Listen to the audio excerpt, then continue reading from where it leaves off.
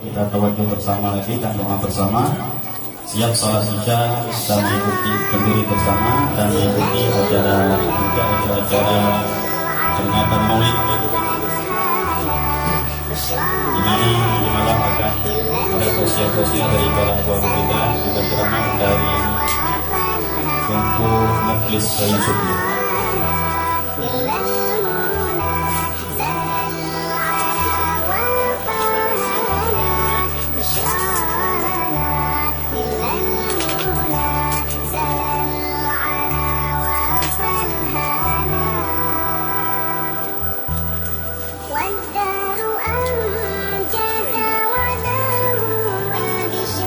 Kami ulangi sekali lagi, kami persilakan kepada Bapak Gubernur, Bapak Bupati, Bapak Kadis untuk berkoordinasi dari malam.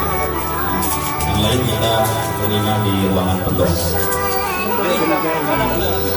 Khusus untuk di rumah, para rombongan Bapak Gubernur dan Bapak Bupati, juga Bapak Kadis. Untuk santriwati, persilakan untuk kembali ke asal.